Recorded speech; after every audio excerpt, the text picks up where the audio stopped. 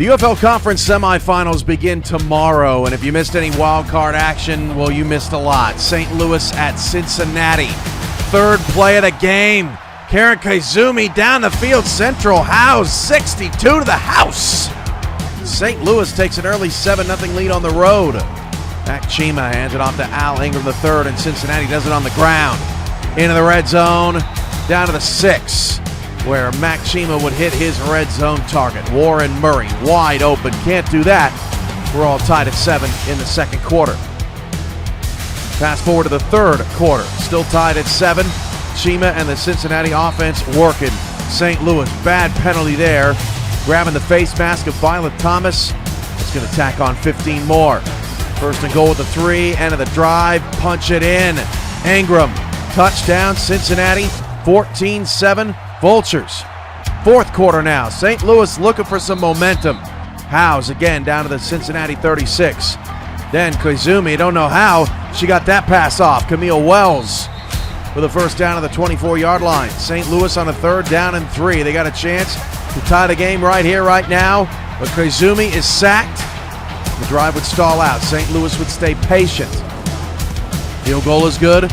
14-10. Now they need a stop. With under 5 to play, St. Louis gets that stop. Under 3 to go. Kaizumi with a clean pocket. Completes that ball to Haggins. His third catch of the day. First down, there is Homer J. Inside the 20, St. Louis is rolling.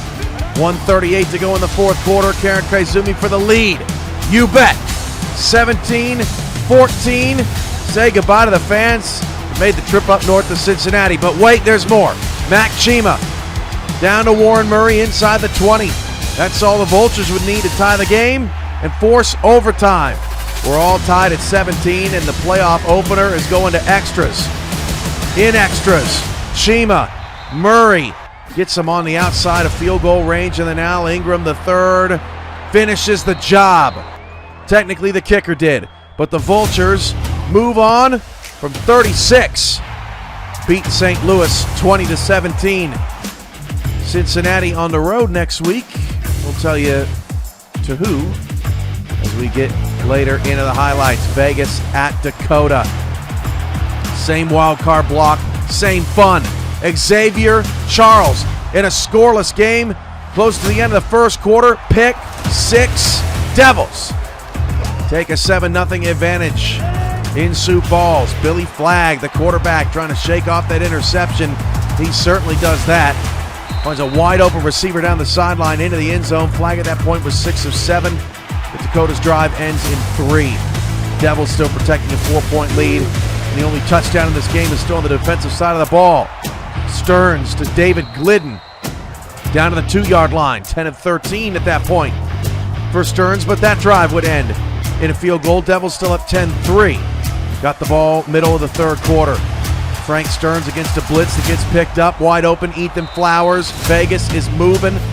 Looking for the first round road upset. They're up 10. Still up 10 in the fourth quarter. Flagg trying to get the offense going. Watch Larry Seitz make a man just waffle in the open field. I mean, that was just stupid. Larry Seitz not letting the big shoulder pads drag him down.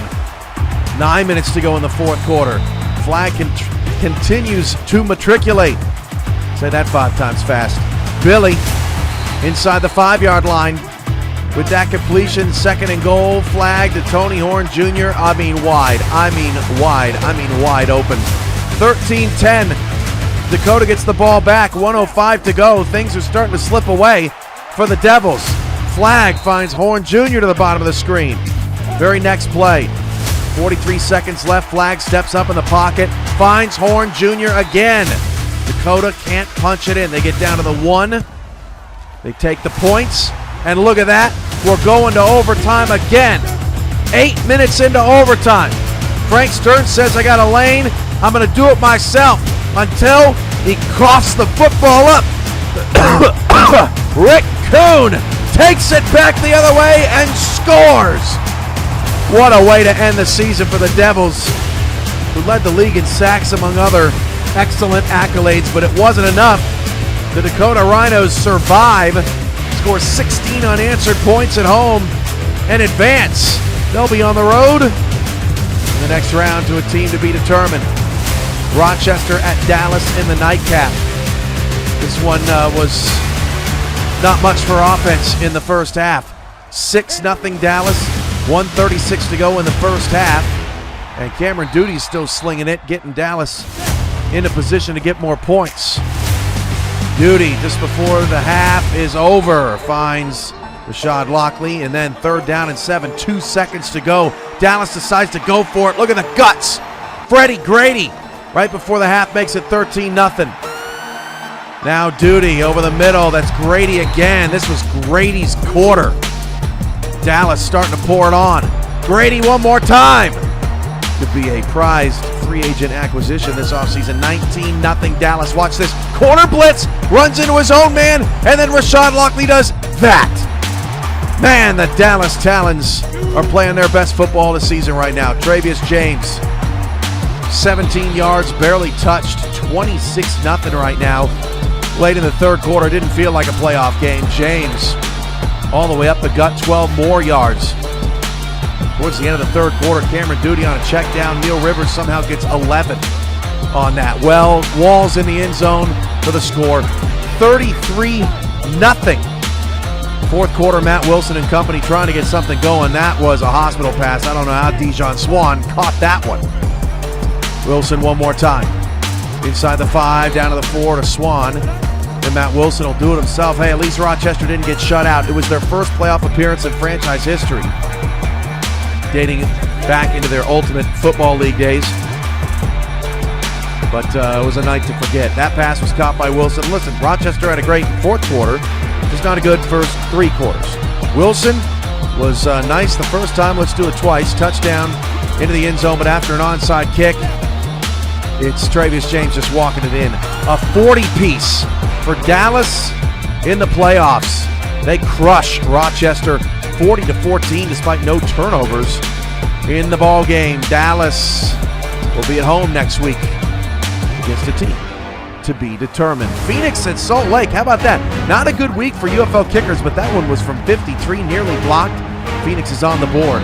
Unfortunately, field goals would be a theme of the night for the Skyhawks. Jay Carter and the top-ranked Salt Lake Hornets are back at home where they were undefeated, 8-0 in the regular season.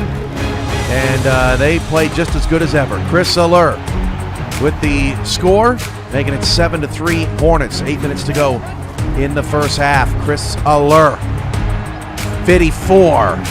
Can't allow them to do that. Salt Lake owns the second quarter against some of the best teams in the league this season. They built more momentum in this one as well. 2 minutes to go before the half. Phoenix, Hakeem Maluna, another potential free agent this offseason. And look at this catch right over the outstretched hands of Jan Lopez. Too short, apparently. Phoenix's drive would stall out to a field goal, 14-6, but the Skyhawks are only down 8. 5 seconds to go before the half. Just don't allow a touchdown. Jay Carter, DJ Barker. Did anybody hear that drop in the bucket? Touchdown, Salt Lake takes the lead. Opening drive of the third quarter, Phoenix stalls again, but gets more points. Salt Lake answers with a field goal of their own, which wipes away any kind of momentum that Phoenix had. One more time. Next possession, Skyhawks field goal. 24-12. Hey, Phoenix is right in this thing. But in the fourth quarter, Salt Lake stopped playing with their food. Alexander West with the catch. Beautiful blocking down the field. Don't see that often in the UFL, and that was a thing of beauty. Jay Carter to Neely down to the 14-yard line. And then on second down and 4, it's Neely one more time on a crosser. Touchdown, Salt Lake, 31-12. No quit in Phoenix. Tillo to Maluna. Lost the ball on his way down, but it's picked up by Daryl Terriant, who had a night to forget in the ground game. Phoenix ended up with 0 rushing yards. Got a garbage time touchdown in the fourth quarter. 31-19, Salt Lake wins. That was 9 minutes in UFL heaven.